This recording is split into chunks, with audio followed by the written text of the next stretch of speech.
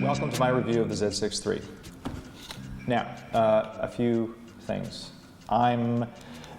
This probably actually will be fairly short because there's not really a ton to talk about. I really do not want to go into the infinite number of options and items and video modes and photo modes and all that kind of stuff.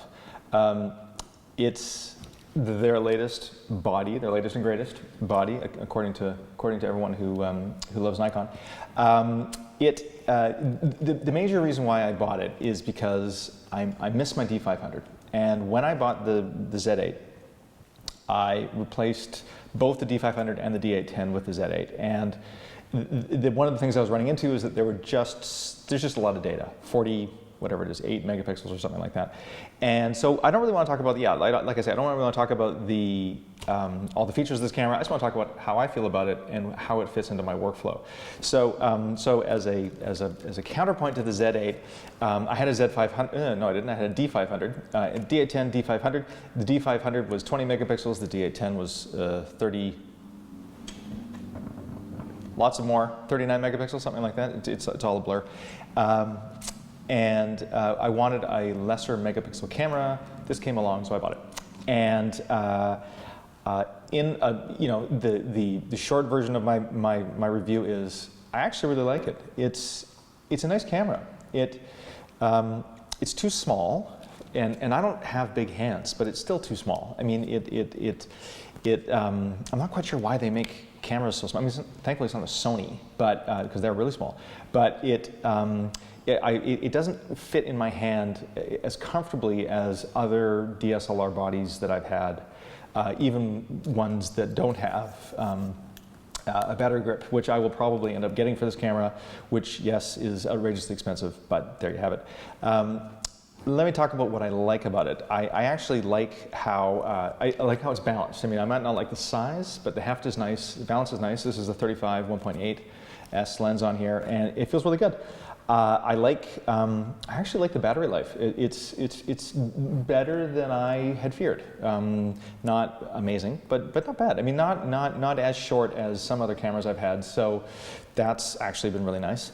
I like the fact that it has a mechanical shutter and you can actually feel when it takes a photo. For those of you who suffered through my Z8 video, I was complaining about the fact there's no mechanical shutter and I didn't like the shutter sound. Somehow in this camera, it's not that big of a deal. I'm not quite sure why, but that's sort of it. I like the 24 megapixels. I also like the color. I like how the images render. It kind of reminds me of sort of reminds me actually of my D3X, which was also 24 megapixels. And I haven't found, one of the major problems with cameras like this is that often things are super duper sharp, often things are super duper over sharpened, they can be shrill, they can be kind of a bit almost painterly in their saturation. And whoever the engineers were who did the color science on this camera, it's really neutral, it's really sympathetic. I use it for a lot of portraits, which I love, and it works out really well. I like the 24 megapixels, that makes a huge difference. And it actually fits well into my camera bag. It tethers really well to Capture One, even though I did have to pay a bunch of money to upgrade Capture One, but that of course is was no surprise. And I have not found any of the focus issues or the crazy video issues that other people have found with this camera. And I would like to address the crazy video issues. And although I understand that there are people who ask a lot of their equipment, it really feels that in this situation, it's almost as if someone took the camera and said, let's see the outer limit of what it's capable of, and then they complained that somehow things didn't work perfectly at at ISO 5000 or whatever it was. The focus issues that people seem to be having are a lot more reasonable, but I've seen none of that. People talking about back focus or front focus, it seems to be able to find things just fine. The other thing about this camera that you have to do if you want to buy it, and it's you got to suffer, but you got to read the manual. And even if you actually just scroll through the entire manual, what you will find is that what I needed to do is I needed to get a sense as to how Nikon and how the engineers laid the camera out, laid the menus out, and I've shot with Nikons for years, and where I would go about looking for something that I needed to change. And because one of the major problems with the camera that is this complicated is that you just get lost in the sea of options in terms of what you could do or what you couldn't do, sort of thing. And I find that, anyway, so I find that once you've read the manual and once you're even kind of used to it, it actually feels really good.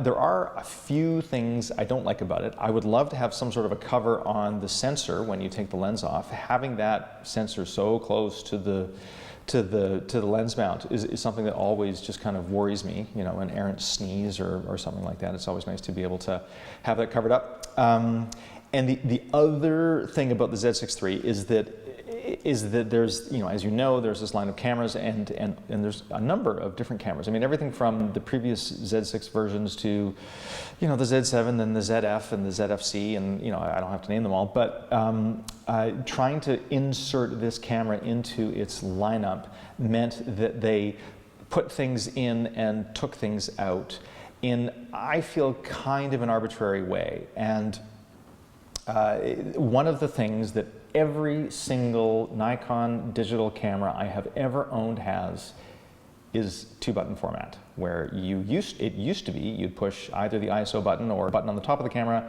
and the trash button on the back of the camera, and you would have an option to format your cards. It's a quick format system. That is seemingly gone.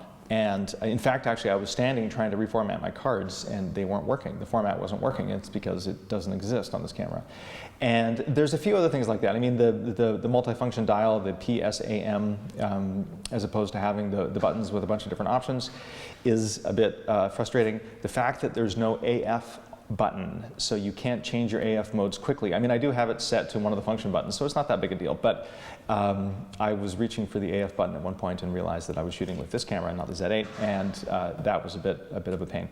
The other thing that I find a bit frustrating is the battery, and not from its life, but the fact that there seems to be some kind of a microprocessor in here of some sort, and I only have Nikon batteries and genuine Nikon batteries, but I'm always afraid that I'm going to pick up a battery that looks exactly the same as the battery that I have in my hand here. It appears to be identical, except it's not an EL and EL15C, it's some other version. So it won't work in the camera because only the EN EL15Cs work in this camera.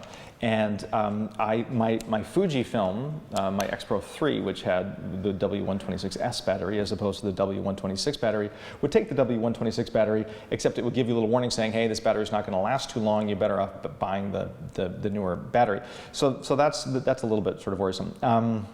And I think, you know, that's kind of about it. I mean, I've probably shot a dozen jobs with it, 20 jobs, something like that, you know, and just really simple things, you know, portraits and that kind of stuff with the 24-70 zoom lens, which is a bit of a pig, but I'm really learning to like it. And you know, what I ask of it, it does really well. And I understand why they sort of hobbled this camera a little bit to make it not as good as the Z8, but to be perfectly honest, what I really, and I can work with those limitations, but really what I wanted was a D500 in a mirrorless system. And what I got was a D610 in a mirrorless system, which is not really necessarily a bad thing, but not quite what I was hoping for. So, but otherwise, the Z6iii works really well. I mean, it's quick, it's reliable, it feels less buggy than my Z8 did when I first started out with it. It feels well sorted, and it's, you know, as far as I'm concerned, it's totally worth it. I mean, you know, cameras are stupid expensive, as you all well know, and so it was a bit of a pain to spend as much money on this camera as I did, but I don't regret it, and I'm happy to keep shooting with it, and happy to, you know, make some money and figure out any of the other quirky little details that I'm sure are buried in here somewhere. So there you go, Z6iii, totally worth it for me.